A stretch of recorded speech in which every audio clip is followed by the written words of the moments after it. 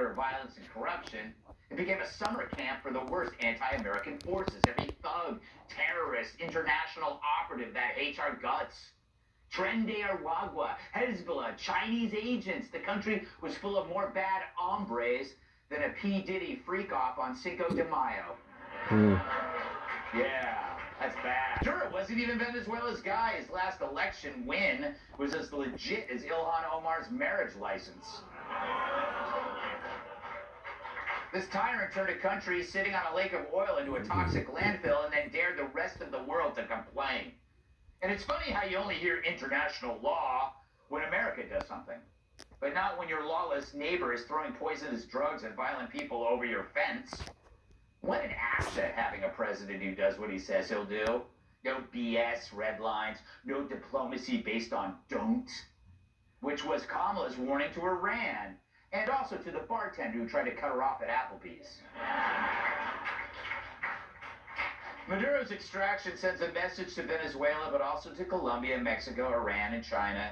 The message, you F around, Trump will give a master class in finding out.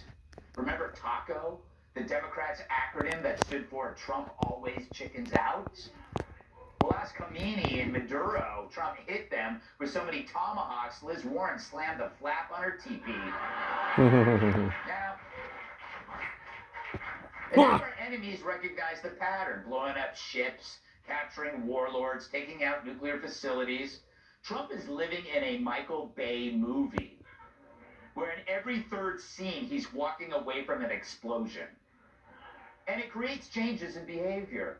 Who knows, maybe Maduro asked to be captured instead of getting turned into New Year's Eve confetti. He certainly couldn't leave on one of those Coke boats, which have been blowing up like a plus-size model's ass around the holidays. And in case you're asking, why didn't Trump do Mexico first? They are, after all, the main source of fentanyl. Sure, but that's not how you do things. You start with the easy part first, and then you work your way up, sending a message along the way. Also, those fentanyl precursors were sourced from China. And where were senior Chinese diplomats hours before Maduro was captured? Caracas. It's where they provide loans and support in exchange for oil. Two birds, one stone. But as Trump gets more done in foreign policy than anyone, domestically he's stuck fighting a swamp of corruption. It's a good comparison to the Democrats' skill set versus the Trump mindset. With Trump, you got America first. Democrats, they never believed America should be first in anything except self-hate. So they hide their fraud inside complexity, government programs, posturing legislation, foreign policy jargon, international law. Meanwhile, they're just too virtuous to ensure the safety of Americans. But the funniest part?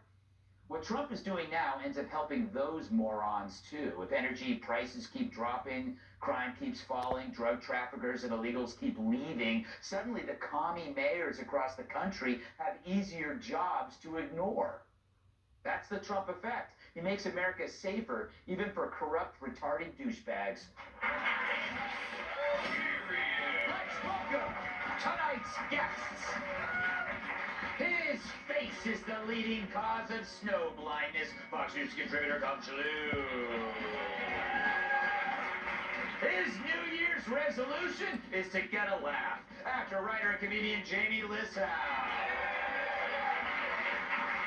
Her voice sets off smoke alarms. New York Times bestselling author and Fox News contributor Kat Tube. And for 2026, he wants to appeal to a younger audience, like women in their 80s. Former NWA World Champion host of Planet Tyrant Podcast, Tyrant.